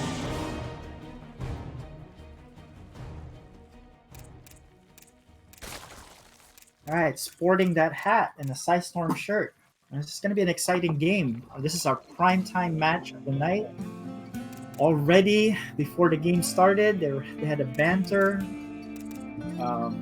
Basically, Dark Menace saying, "You are going to lose." And so typically when they start doing that, there's some cheese involved. But, it's a standard opening by the Zerg. Hatch first with the pool and a gas.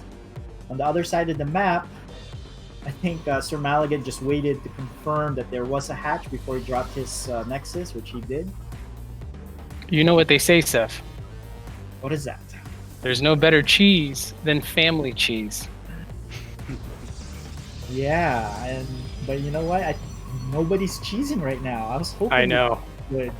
But you know what? The Protoss has not put in their tech structures yet, so that's still up in the air. Although, he hasn't made a proxy pylon yet, but I think that probe that's out there might be positioned to do so. But you know what? He already put his second pylon. So typically, as Protoss, if you are going to be proxying, it's the second pylon that does it. And since he already did it on his main, it doesn't look like he is. So, and so, the common theme of the night, right? Dark Menace saying, "I forgot how to PvZ," or the other player saying, "I forgot how to play this game." Sure. It's a midweek thing for a lot of the players where they weren't prepared or ready to play yet. Maybe because of school, fully in session now and going back to work. Or it could be psychology. Oh yeah, that could be true. Making Sir Maligan think that, oh, you know what? He's not informed. I can take it easy. Mm-hmm. But I don't think he's gonna fall for that. He is gonna wall in his natural and with a shield battery, and right on cue with Dark Menace, he's gonna take his third. Now, this probe is going to get sniped, so he's not going to be able to check if there was a third. So I think I would have taken the probe down to, quickly take a peek at the third before going up. But right now, he has no idea. So speed, both Zergling speed and Overlord speed are about to be finished. I always like for the Zerg to take to research Overlord speed because I know it's very expensive early on, but considering how it affects your overlords and overseers throughout the entire game, I always want to get that upgrade all the time. So the overlord is looking through the base, and the main base sees standard build, 2 gateways up front. The Twilight is researching. He doesn't know if it's blink or charge, but knowing Sir Maligan, he usually likes to go charge first. More gateways and the robo up. But he really needs to know that the third is there. So one of the things that Sir Maligan doesn't like to do, I don't notice him doing it enough, is making hallucinations with a sentry. So instead, he's just gonna send his probe to go look around. But by the time he gets that information, I think it'll be too late. I don't know if he's gonna do any timings though. There's a bunch of links moving across the map, trying to see if they can poke in, see what's going on. He does. Sir Maligan does take it, put down his third, but I'm not sure if he has. Does he have enough defenses there to ward off these links here?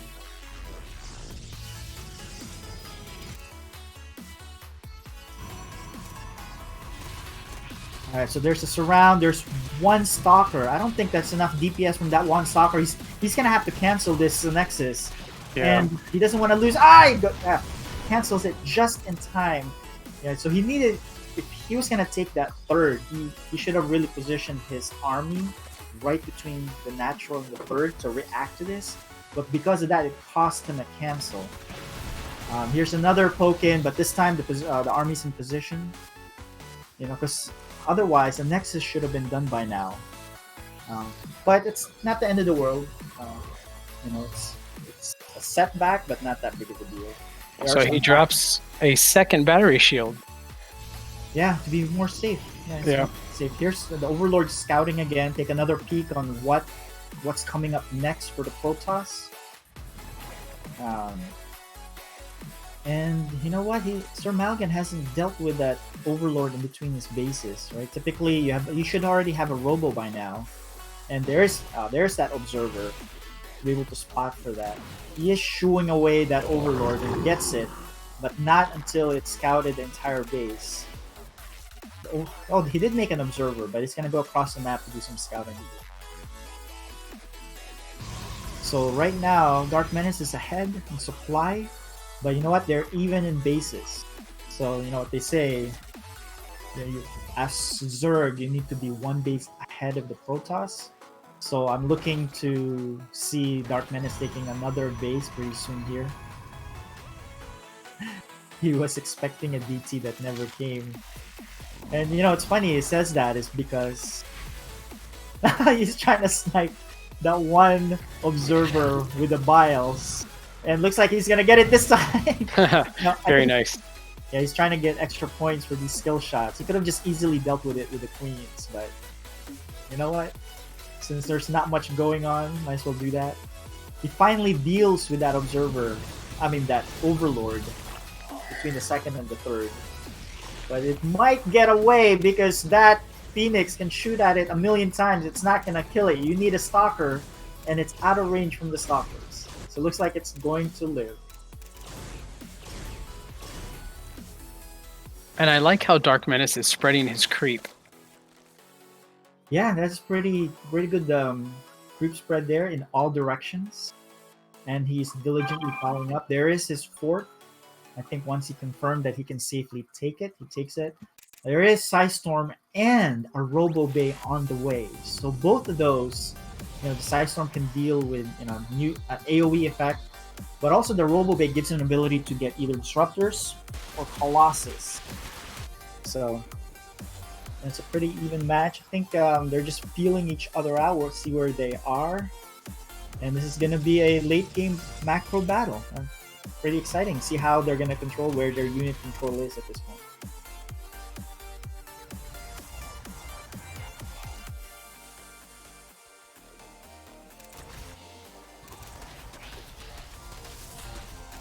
So Dark Menace scouts this proxy pylon. This is good to scout because this is a way for Sir Maligan to do some Zealot run-bys. So that eliminates it. One of the things that he likes to do is during battles, he'll warp in some Zealots down there and run them up. So while you're preoccupied with the main battle, the Zealots are wrecking havoc in their bases. But Sir Maligan is expanding. He is down almost 50 supply, though. There is Colossus range on the way. There's a pretty good scout by the Link.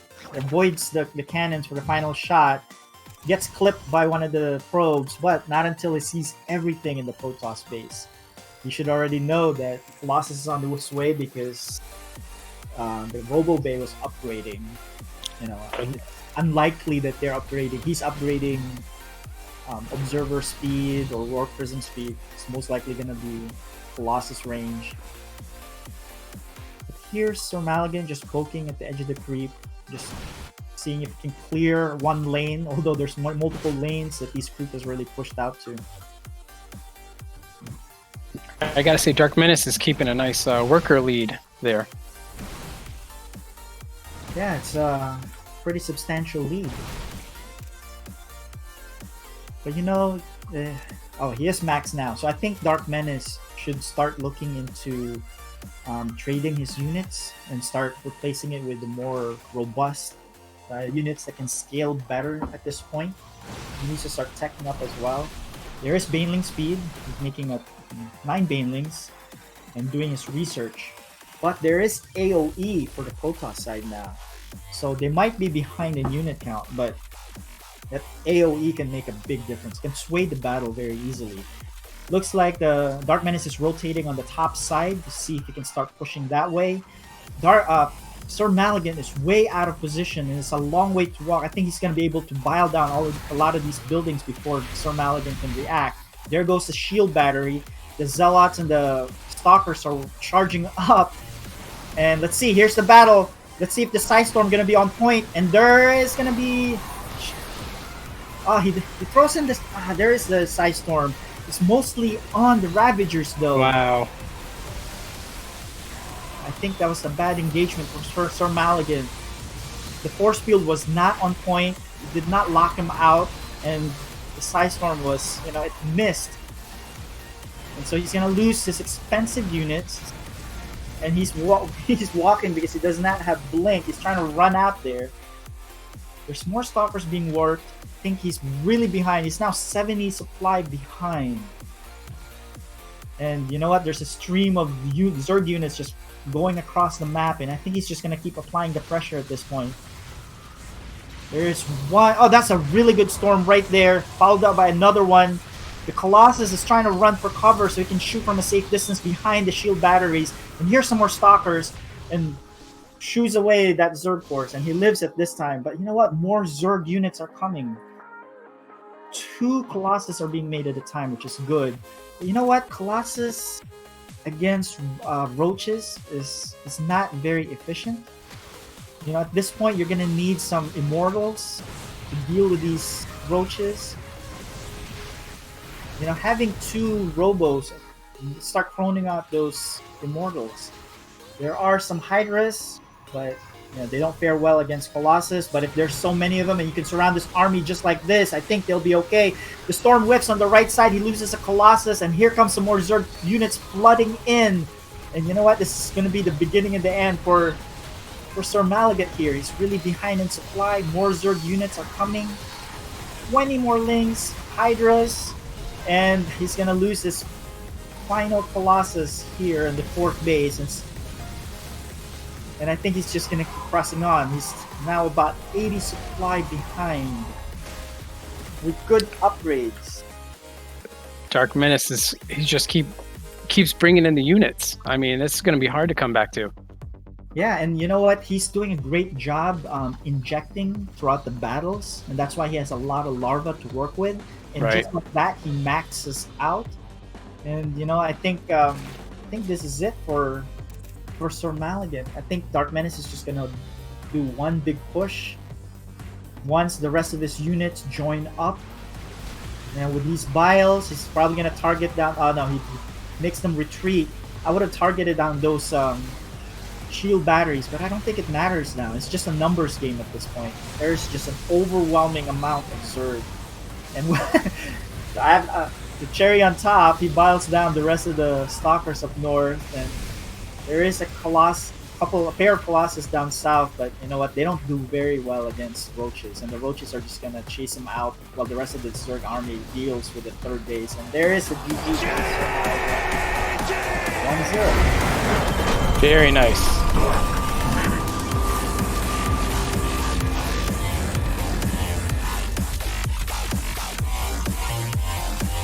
Alright, let me set up the next game. It's gonna be Icing Home.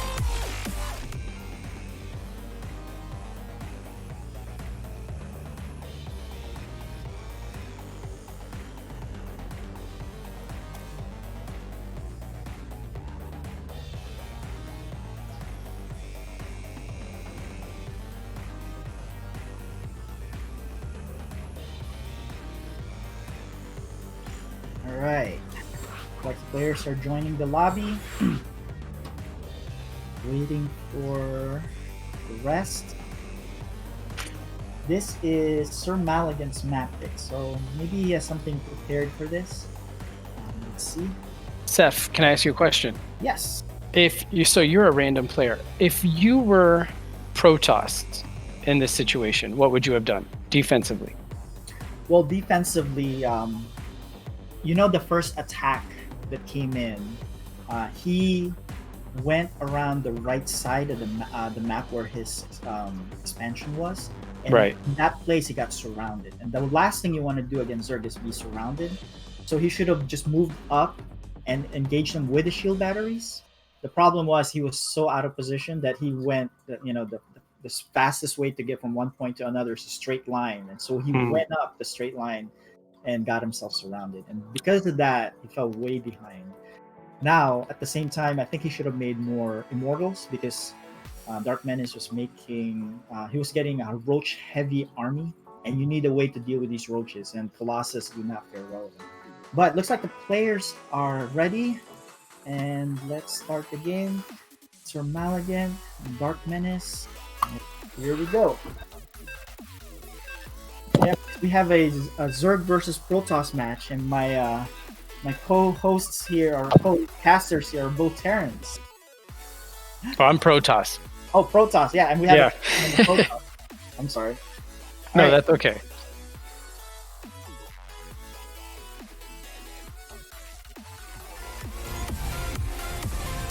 FSL Season 2 Code S. All right, so Sloza and DB, can you guys do the intros? Sure, I'll take the first one so Sloza can do the second one. Spawning in our upper right-hand corner, we have Sir Mal. Oh, let the camera do it. Sorry. Maligan.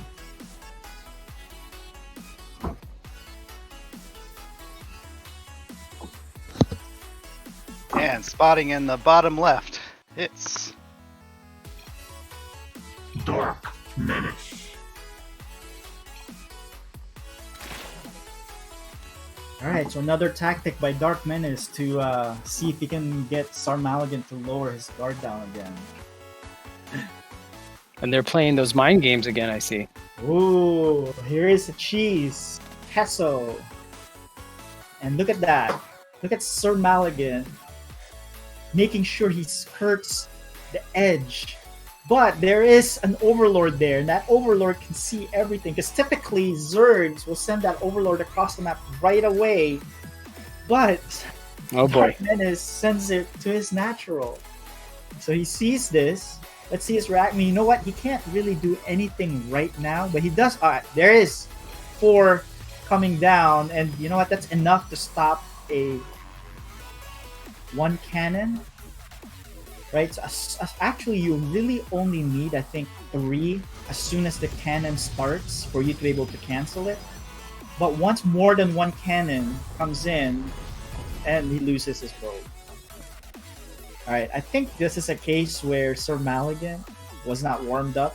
I think from that last game he should have been, but he's pretty rusty. He usually executes that cannon rush much better, right? Do you try to cannon rush, DB? You know, I did that one time. Or I don't know if I did it on here actually, but I did try it, and I'm just horrible at it because I learned that you have to do it right away. Well, so, I wait. Yeah. Go ahead. Yeah, well, it looks like it's spoiled cheese now. But the theory behind a cannon rush, right, is number 1, you try to sneak it in out of vision. So if they can't see it, you're gonna do well. But if they do scout it and you still want to move forward, you probably want to wait to put down your cannon until you can make multiple, and even make a gateway alongside with it so that you can block some areas so that they cannot surround it. Right. So right there and then, when he should have known that he was spotted by that Overlord. He probably should have waited for more minerals so he can drop down multiple at a time. Right. Once you drop down that cannon, that was when Dark Menace sent down his drones. But he won't send it out until you do. And so I think that was just a small mistake. Here's Dark Menace trying to poke in these buildings, but Sir Maligan needs to make sure that Stalker goes on the top of the map. Oh, there it is. Good. So it's in the right side. He might be able to DPS this down. Sir Malgan needs to build another building on top. He is positioning to do so. And there's a shield battery. He's gonna lose that. Oh, So that was a good warp in, but yeah, so a little bit of micro with the probe help, but you know what? There's more Zerglings coming. He's chronoing out the Zealot to help out, but he's gonna try to. They're the probes. He needs the probes to help the fight. He's gonna lose his stalker, but he needs to run some more and help. All right. So he patches this first, and there's one Zealot. It's gonna do work, and you know what? I think he's safe. He did lose a lot of mining time. Yeah. While Dark Menaces dances his lings right in front, saying, "Yep, I got you. I'm ahead. You need to get out of my game now. I can dance my ling." But this is a 2-base Zerg. He is going layer early. He doesn't look like he's taking his third anytime soon. There is a cannon now, so any of these ling shenanigans is done. He's gonna need to transition. While Sir Maligan drops down the Stargate and a sentry so he can send out the scout. There is the third that's going to be put down now. It's 4 minutes later than when he usually does it. I think he spent a lot of money on those links early, and I think he wanted to keep going, but after that cannon was put down, I think it was done. Have you guys tried playing Zerg at all? Sloza, have you tried playing Zerg before? Occasionally, I like to play random here, so it's fun to watch when, a level, above me. Obviously, is you can learn a lot from these guys. So why did you choose Terran as your main race? Terran was just the first race that I that I started playing with. You kind of get used to it, right? So. Yeah, actually, because I'm trying to complete all of the achievements for the races and team games. I finished my Terran a long time ago, so I play a lot more. I played Zerg then, and then Protoss. So it's just been like 8 years, and since I really played Terran, so that became my worst race now. But just because I've been playing the other races more to complete the achievement. But here is Phoenix chasing this Overlord. So this gives signal to Dark Menace that he has a Stargate out. Right, so as a response, he puts down his Hydralisk Den. I think I wouldn't mind it if he drops down his Spire now as well. But Sir Malgan needs to take his third sometime soon. I think he has enough units to be able to secure it. But yeah, on cue there is the probe moving out to take his third. Right, but this time he moves his army with it. Right, because the last time he did this, his third got cancelled initially, and he lost a lot of time with that. And so it's good that he moves his army to escort that probe. Zealot charge is done. Range upgrade for the Hydras are coming. I think he's preparing for air. He is saturated in his natural, and he probably should move those 3 of those drones up since it's naked up there. But I think looks like we're just gonna progress to the next stage of the game. 2 Phoenix are making the way across the bottom of the map. It's not like it's gonna do much. I think it's just gonna be scouting, right? So the magic number that you should have is for Phoenix is 4, so that if you do go to the other side and see one queen, you can lift that queen and kill it with just 4 Phoenix, right? 2 is not really gonna do much. I think 2 is just a scout. But there's enough queens here that he really can't do even if he had 4 Phoenix. And more spores are in the way. Third is done. Here comes Templar Archives. You see those 2 changelings trying to force their way in. It's like, let me in. I'm really part of the group.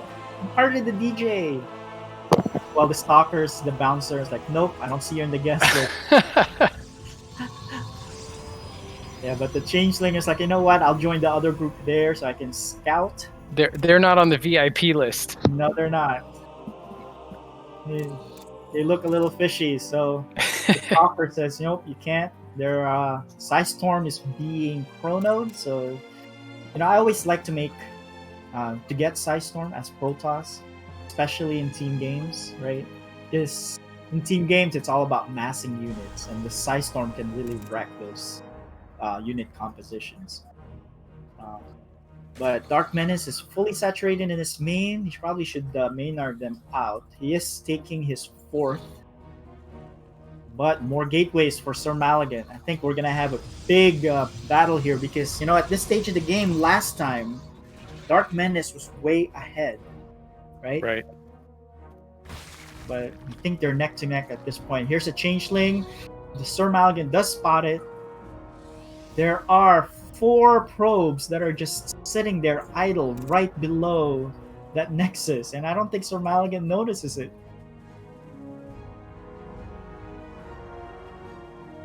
Alright, but you know what? Looking at worker count, they're pretty even. Sir Maligan does have 4 worker lead, but it doesn't matter because there's 5 workers now. They're just standing there, and I don't think he notices it. Here comes some Archons, and you know what? He's got a pretty rounded composition here.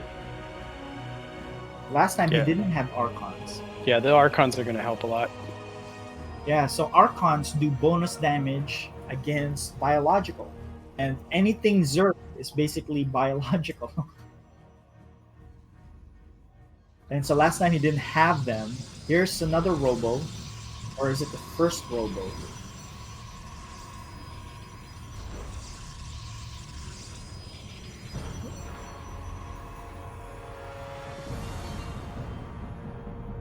Yeah, that is his first Robo. This is a pretty late Robo. Right? And so if he just rounds it out with Immortals, Archons, Zealots, and Storm, he can pretty much deal with anything Zerg can throw at him at this point in the game, right?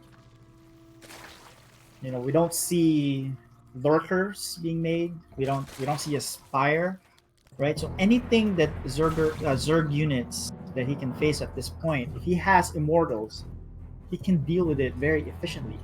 Now this is a small force, and asked me earlier, BB, about what could he have done differently.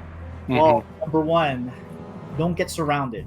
Right. I think he's about to get surrounded again. There are links in the back. He needs to throw out the storms now. He needs to throw another one to make sure they don't get surrounded. All right, he dealt with the links in the back, and there's more units. There are banelings. Does he have any more storms up? There's one more storm possibly. There it is. He gets a lot of the Hydras, and he's just gonna back up. But you know what? That was a better efficient trade. There is that run by that we were talking about earlier with the Zealots, killing 22 workers. Wow. And so maybe that force there was just a bait, get his attention out while he runs in those Zealots. And so, I think he handled that really well. Yeah, if you look at the worker count, he is 23 workers ahead. Now, upgrade-wise, though, he is behind 2 upgrades. So he needs to start chronoing his forge, but he's not even researching it. He is getting losses, and then Fleet Beacon and another Stargate. So I don't know if he's going to transition to carriers here. He is taking his 5th base, to match up with the Zerg. And I think he's in good shape. And so there is that Lurker Den. I think he realized that, with this composition he has, it's probably not a good matchup. There are 2 macro hatches being made in the main. So I think is he starving for? Yeah, I guess during those times he was starving for larva. So he's just gonna address it with a couple of macro hatches, with some dedicated queens as well. But look at Sir Maligan's supply just shot up right there. He's now 20 supply ahead with some power units incoming. He's finally getting his 2nd armor. He needs to get that 2nd upgrade though, because that's having Colossus. You really want that DPS as high as possible. Right. And so here's Sir Maligan maxed out. He is going to send another run by on the north side, and I think he's going to stand there until he engages with his main army to draw him out. And let's see, there is an Oracle following this army. Oh, he does it at the same time. Yeah. He probably shouldn't have done that. He's gonna run back, but he's gonna get surrounded by the links. But this gives an opportunity for the main force to dive in. I think he should just ignore these creep tumors and go into the other base. But you know what? He lost that time already. He lost the other set of units.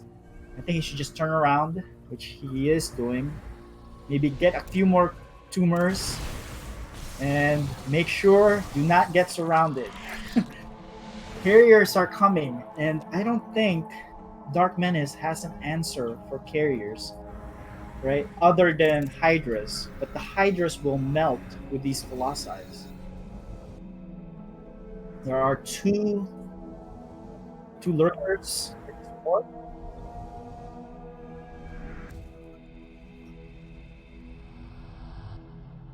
Alright, so there's one carrier, two more incoming. He's frantically doing the research, chronoing the research for these carriers. But I really like him to get the +2 upgrade for the ground units, since he has a lot of ground units. Now, correct me if I'm wrong, but as long as you're on the creep, he can see the Protoss and what they're doing, right? Yes, as long as they're in vision of the creep tumor. Now, the creep tumor doesn't have a big range, but it's big enough for him to see as long as you get closer to it. Right. And so, that's the benefit of having creep, right? Number one, vision. Number two, it makes your unit run faster on creep, so it gives you that speed advantage. And number three, which is the most minor one, is it gives a little bit of healing, but it's really negligible, I think. But the first two is the big one, right? Vision, scouting, and then so there's one lurker defense. There's a big engagement in the middle of the map. The lurkers are sieging up, positioning themselves. There is a revelation set. I think you can start taking out these carriers with the lurkers with the carriers. And there's not enough Hydras here. He cannot engage these with these links because these Colossi will just rip these Zerglings apart, which they're doing. There are some Zergling, the Banelings hit, but you know what? It crashed into some Stalkers, which is not very as efficient as you'd like him to be. And, there really is not enough Hydras here because... but you know what? The Lurkers are doing a lot of work. But he's losing them. He's going to lose 1, 2, but you know what? There's not enough. This is why he really needs to make Immortals, right? Immortals do extra damage against Lurkers. It has a longer range. And he's gonna forfeit this base. Dark Menace remaxes with a bunch of Hydras. There was an attempt for a run by, but you know what? It got handled by the Lings. But you know what? It's gonna win that Ling battle. It's gonna press on forward. But there are a lot of Hydras already in place, and the Lurker. Lurkers are moving forward. It's gonna siege the natural. Yeah, but there's not enough here. He really needs Immortals at this point. Colossi, while they do well against Hydras, the problem he had there was against the Lurkers. Hydras moves forward, attacks, takes out the pylon. But, with these Lurkers and Hydras, I think this is the problem that Stormmaster has with dealing with Lurkers. He doesn't make enough Immortals. Right, so you need to have a good balance of AoE, which the Colossi provide, right? It's a constant AoE, but then you need to be able to deal with their power units, their armored units. And the armored units such as roaches, even lurkers, and that's, Immortals do well against them. But, I think this is it. Yeah, even if he could stop this, he can't come back from that without a miracle. Yeah, he warps in 7 more Zealots, but, the Zealots are not going to do well against that many Lurkers in the back with Hydra support. He is cleaning up these Hydras, but there's just one Colossi left. I think Sir Maligan's just processing the loss, and there it is. With the GG well played. That's it.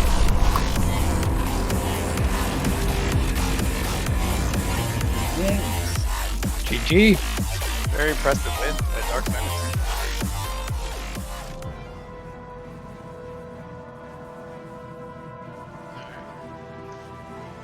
All right, GG's guys. Game. So questions for Sir Maligan first. I have a feeling that you are not fully warmed up and you weren't ready for your games. Yeah. Is that true, or you're just I'm out of sync, man. quite blocked? I don't know what to do. Actually, I'm kind of confused at the second game. I don't know what to do. It's like, should I go Templar? Should I go Colossus? Took me a while to figure it out. Actually, That's why even before then, Yeah. we saw that you were trying to do a cannon rush. But even then, you were hesitant whether to do your cannon rush or not, or to really fully commit, and you warped it in some more and Yeah. canceled it. And so, is it because you were just flustered, or just No, actually. you were just not ready? I figured that if if Dark Menace stops it, I'm so way behind. So you know what I said? You know what? Let's not just commit to it because I already expanded anyway. So you know what? Actually, after that, going to the mid game, you guys were neck to neck, and you even had a slight lead. The basis. All right. Yeah. Do you guys have any other questions for Sir Maligan? Yeah, actually, you know, I think. Did you notice what happened when that big engagement with the carriers and Hydralisk and lurkers all collided in there? Mm-hmm. Yeah. I think you miscontrolled there just because you Yes, had it buff. definitely. Because so my mistake there was I left the battle and then I warped in some zealots on my fort base on the bottom. By the time I looked back, I was like, oh shoot, I lost a lot. Yeah, you lost a lot from the lurkers just because you had the air advantage for sure. I think if you didn't get fire from the lurkers, you would have won that one. But that's because you were warping in. I thought that's what was happening. Yeah, I was not focused on that fight. I said, you know what, let me warp in to harass at the bottom. By the time I looked up, it's like, oh shoot, I lost all of my ground, almost all of my ground. It's like, ah, dang it. One last question. I noticed too that you sent the Zealot in the top left early instead of waiting for your big attack at the bottom. Usually you kind of timed it, so I was wondering why you did that. Did you have a plan or? Yeah, actually I forgot. I actually rallied 1, 2, 3, and then attack ground, and then I was supposed to time it at the bottom, and then for some reason it was whack. Gotcha. All right. Well, Zealots arrived earlier than expected. Yeah, thanks for the explanations of that because we were watching and we don't know what's going on in that. So, but anyway, nice games, and let's talk to Dark Menace. Dark Menace. Congrats, Dark Menace. Yes, congrats. Thank you. I have a question for you, Dark Menace. I would like to know, because you knew, coming from last season, you placed third, and this was a big game for you. I'd like to know, how did you prepare for this game? Because I think you are a smart kid. You know what this game means. So I'd like to know how you prepared for that. Well, I played a lot. Also, I just knew I had to make a spore because that's the main reason I died last time. Gotcha. Yeah, I didn't go DT this time because I know, Sean's gonna be waiting for my DT for sure. I think when he said no DT rush, that deterred you from going that. So I think his tactic won out. To make sure you don't go DT. Really, actually, I wanted to do to be honest, I wanted to do a fun game. I don't want to do DT again. So that's why let me see if I can do macro out with Sean, which I can't. Man, these kids are so fast with macro. It's unbelievable. Yeah, I can't macro anymore. It's like, jeez. Dark Menace, I have a question. So I noticed that you scouted the cannon rush in the second game. Do you always send your second overlord to look for it? Yeah, I do, because Protoss is like cannon rushing a lot as an opener, and I die a lot. But so I decided to just send an overlord there so I can scout it and then pull workers. All right, this is just to make sure, those who are watching, who are Protoss players who will be playing you in the future, right, to know that you'll be scouting for that natural cannon rush. But congratulations. I like the way you switched to the more predominantly lurkers in the second game. Any reason for that? I noticed I overmixed Hydras, and also I thought it would counter his army. So that's the main reason. Also, I never do it, so I wanted to switch it up. All right. The element of surprise. I love it. Well, DB, Sloza, do you guys have any other questions? No, that was a great match. Hey, congratulations to you. You deserve this, and that's wonderful. And Sir Maligan, as always, you play a great game, and I missed your casting, so I can't wait to hear you cast. So Dark Menace, man. last question. So your next game looks like in next Wednesday is against Neutrophil. How confident are you in that game? Oh, he's just gonna 2-0 me. I'm gonna get wrecked. Oh, so not very confident at all. I think you can take him, right? I think he can. Yeah. No, we play a lot, and he always wrecks me. And But he always- He probably knows your builds. That's why. You should hide your builds when you're practicing from him. Yeah. Surprise him. And Sir Maligan, your next game is a random Freedom. Okay. Have you done your scouting reports against Freedom? No, I have not. Is that for next weekend? I mean, next week? That's actually 2 weeks from now, so you have Okay. plenty of time. I have time to prepare then. Yep. But all right, so good games for tonight. Good GG's. game. GG. You want to talk about the next game on Friday? All right, guys, let's talk about the next games coming up next Friday. Let's load that up so we can see what that looks like. What are your predictions? What do you guys think about that? That is. So I'm excited about next week for a lot of these games. Right, the first game we have Fluffy against DB. Oh, Fluffy's gonna win. Doing very well. DB won his last matchup, so I think DB has a chance to take him in the specific build timing. But this will determine whether Fluffy can finish 1 or 2, or if DB can finish close to the third to make the playoffs. So that's really indicative on how that division is gonna play out. And then the second game is actually between Archaic and Regret. So it's funny because these two kids have been hiding their builds from each other. Yeah, there you go. And they're talking to me about, hey, this is what I'm gonna do. What do you think? And so I can't divulge anything. So it'll be interesting to see. But Regret's more refined, but Archaic is trying to put together some snipe builds specifically against Regret. So it'll be interesting to see how he's gonna pull that off. Yeah, that'll be really cool to see. By the way, too, even DB, I mean, you have time to practice, right? And I'll help coach you on that, so no problem. No, thanks. I appreciate it. Yep. And then we have the newcomer for this season, Wava and Freedom, facing off against each other.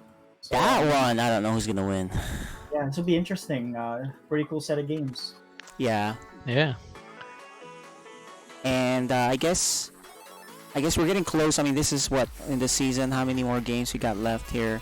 We have 1, 2, 3, 4, 5, 6, 7 more nights of the regular season, right? 1, 2, 3, Yeah. 4, 5. Yep. So actually, the next set of games is exactly mid-season. It's the halfway point of our season. Oh, okay. Yeah, so we're halfway the season, and we can see the standings on that. So It's starting to take shape now. I was, if I was gonna predict, I thought Sir Maligan was gonna get out tonight, but since he didn't, now there's a bunch. No, nobody's undefeated in our league. I mean, in our oh league. yeah, is that true? Oh, that's right. No one's Yeah, undefeated? Because Yeah, you. nobody is undefeated. So this is gonna be a really close fight for the Damn top. it, man! You should have told me so I could have prepared, so I could be unbeaten. No, just kidding. You were late to the match tonight too, so I don't know about all that. But all right, guys, it looks like that's gonna. Yeah, so we have Sir Maligan, Neutrophil, and Dark Menace, Yeah. all 2-1s. Okay. Yeah, So- so that's actually kind of cool. It's good to see. Good to see parity, sort of. Yeah. And we got Seth with his cheese, so we don't know what could happen here. Yeah, I know, This right? this could really shape up to something really interesting. Yeah. I just want to make sure I get out of the 4th place because if Regret gets out of Code A, I don't want to face him. There you go. Yeah. That'll be. You will Either regret that. up 1 slot or down 1 slot. So, but Yep. your slot loss is not number 4. Well, we have a whole half season to go, so things can change pretty quickly. So Yep. for tonight, looks like we're done. It were some pretty good games. Thanks everybody for hanging out with us tonight. With tonight's version of FSL. FSL Season 2. All right. Code S. Good night, guys. guys. It's a good Good game. night.